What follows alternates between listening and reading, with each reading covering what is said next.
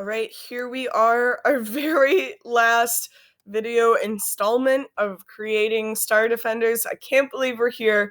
What we are going to do today is add a start screen to our game. So the very first thing we're going to do is we're actually going to open up a Google slide and we're going to create your start screen right here. And so what you're going to do is, and you've probably never done this before, but when you go into your Google slide, you can actually change the dimensions of it. So you're going to start off by opening up a slide, going to File, maybe you want to name it Start Screen, just so you could find it, I guess, I don't know. And so you're going to go to File, go down here to Page Setup, and you're going to go to Custom. And what you're going to do is, rather than inches, we want to make this pixels, and you're going to type in 1280 by 720. This is going to resize your Google slide to be 1280 by 720. And so when you save this, because you can actually, and this is what we'll do, we will go to, when we're finished, we'll go to download as a JPEG. And so we'll be able to upload it to our slide. So this is really great. The reason we're doing it this way is because the editor.construct, it doesn't even have text. And it's just, you're going to be able to do a lot more feature graphically with a slide. So go ahead, take some time here, pause this video. What we're going to do is, you're going to call it, if you don't want to call it Star Defenders, you could call it anything you want. And then the big premise here is that we are going to press space bar to begin. So if you want to make it a lot more fun, please feel free to do so. This is as basic as it gets, but I will go ahead. I'm going to continue with, I really like my red and yellow theme, so again, this is all your creation right now. You don't need to follow mine. Maybe you could be a little goofy and say, press space if you dare.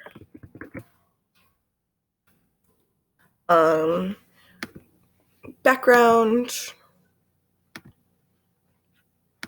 Make it like dark reddish. Maybe you add some fun font.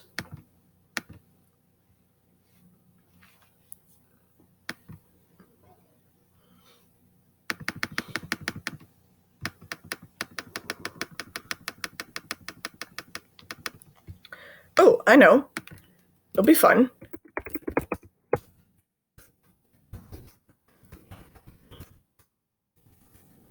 Put your name on there. Be proud. You are almost done with this fantastic game. This is what you worked on all semester. It's so sweet. You know, be fun is if I put my boss over here, but I'm gonna go ahead and just like save it right now, because this is, again, remember, kind of like updating game graphics. We're here to get the basics done, and then we could always go back and revise. So when you have finished with your slide, you're satisfied. If you have any squiggles, you might want to, I'm just going to do ignore, so then there's no squiggles. And I'm going to go to File, Download, and take a look right here. I'm going to download this as a JPEG. That's an image file. And as you see, it went down here. Sweet. So we got that going, and now let's get into our stem views. So adding a start screen. What you're going to do is you're going to actually add another layer to your project. So in order to do that, I'm going to open up both my properties bar and project bars.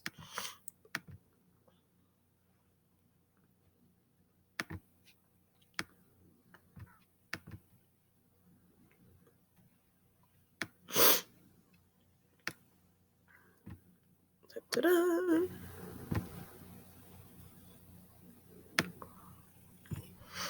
And so I'm over here, and we're going to add a new layout. So in order to do that, right click on your layouts folder, add a new layout. Yes, you want to add a new event sheet as well.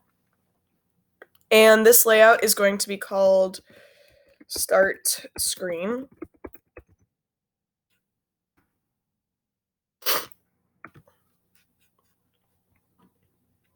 And then your event sheet, they keep using like lowercase es, that stands for event sheet. So I'm just going to do that again. Es, so event sheet for your start screen. Oh, and then you want to make sure that your start screen is 1280 by 720. So you're going to click on it over here. And then over here in the properties bar, this is right here. We're going to change the size. That's the default to 1280, 720.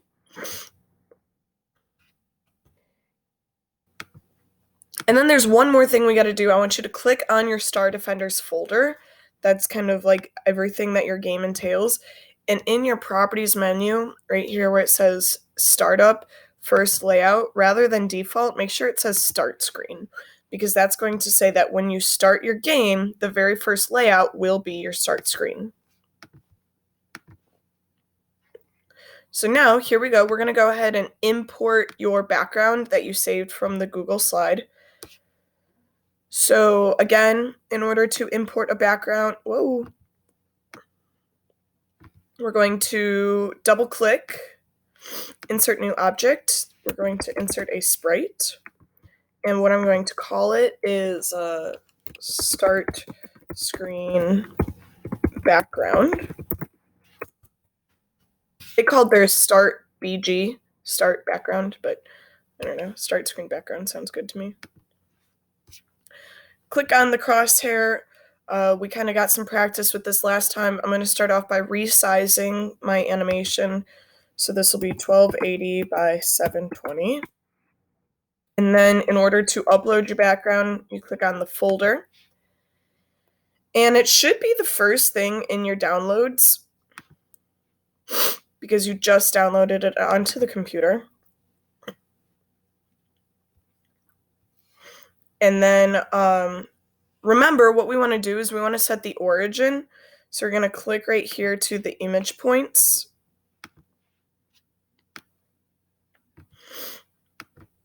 And then right click up here on the origin, and you're going to do quick assign to the top left. That's going to move the origin up there so that when we position your background, we can position it at 0, 0, and it'll perfectly click in. See, because it starts right here, but all we've got to do is you're right here, click on your element if it's not already illuminated, and then this is position, so 0, 0. Ta-da! It's so beautiful.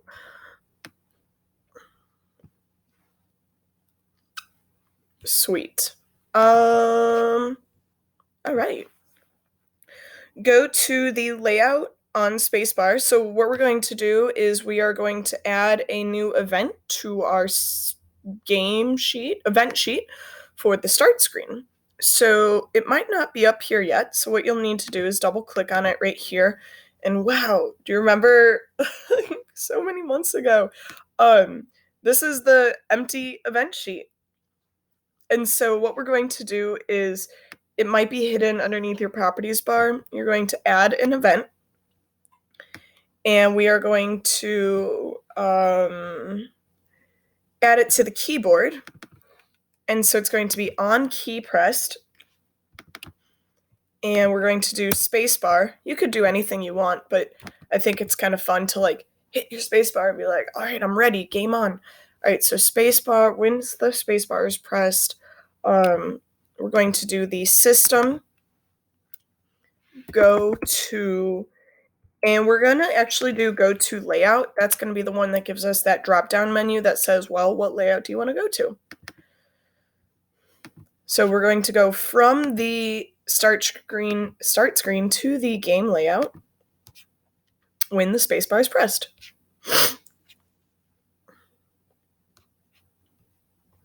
All right, that's that. Okay, so now we get to fix the bug where every time you hit enter, the layout had restarted, and then we could also get into negatives. Yeah, we're gonna fix that all right now. So that was shout out to Ben who recognized that last class. And so what we're going to do is we're going to go to your user input. And right now, every time you hit the enter key, when you're playing your game, your layout resets. And so what we're going to do is we're going to actually delete this line. All I did was hit enter, so watch that again.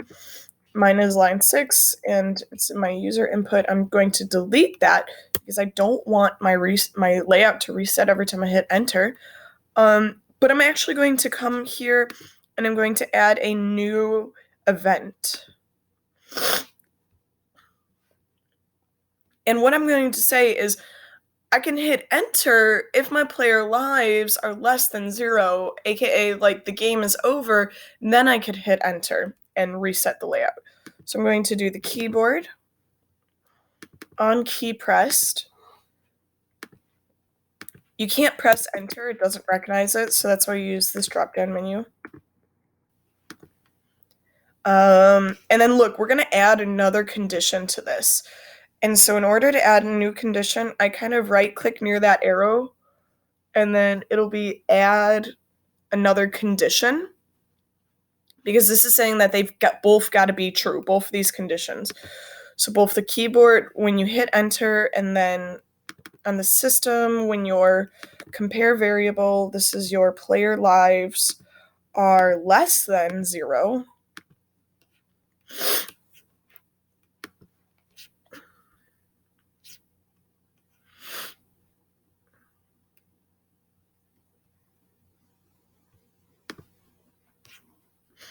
And so the action we're going to say is that we are going to totally reset, and we're on the, like right now you're on the layout, or you're on the game layout, and we want to go back to the start screen layout because we're resetting the game. So we're going to go to system, go to layout, and this time we're going to pick the start screen layout. You might want to, they've got this up here. I don't think it quite matters, but it might be nice to organize it in that fashion.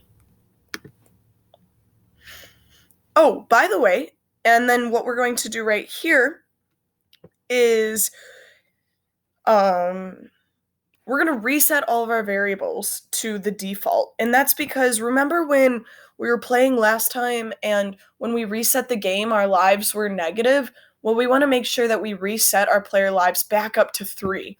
But we're going to use this reset global variables to default because then that's going to default, or it's going to reset the global variables to whatever they might be. If you just use 3, well, what if you wanted to let your player have 5 lives? Then you'd have to change the code twice. So this is efficiency that we are practicing. So we're going to go to the system, reset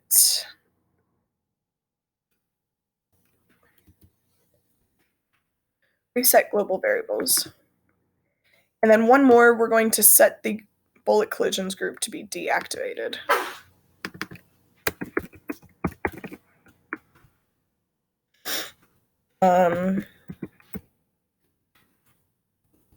Remember, we get rid of those bullet collisions.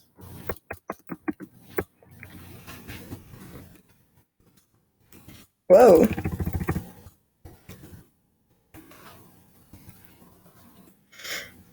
Maybe we do want them. Oh, yeah, we do want those. And we're going to set that to deactivated, because we're activating it up here after your game begins.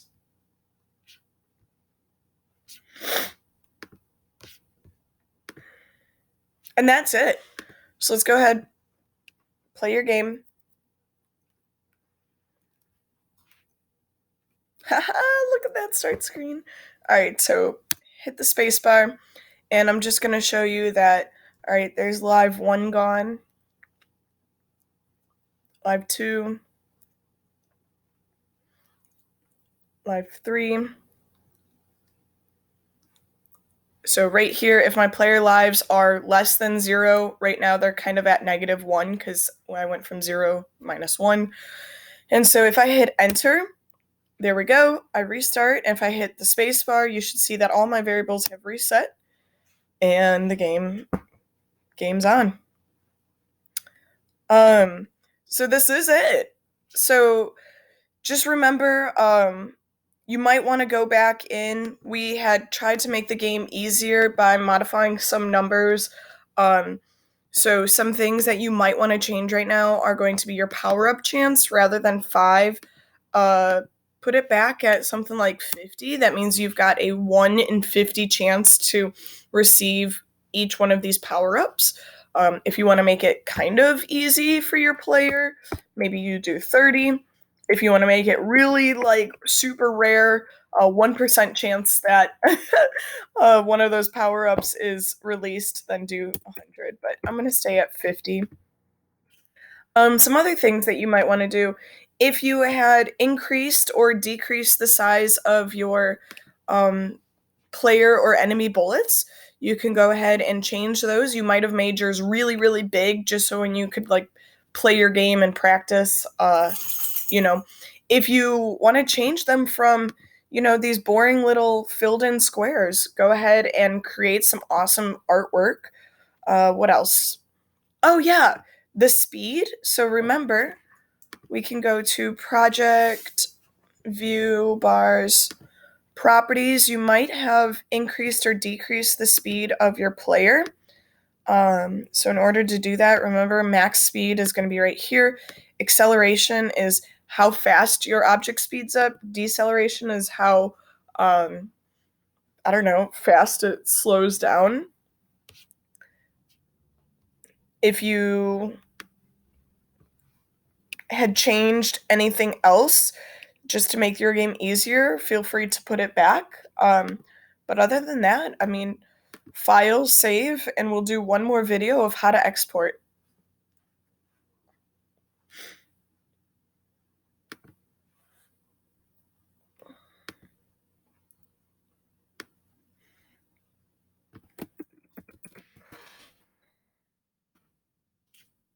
All right.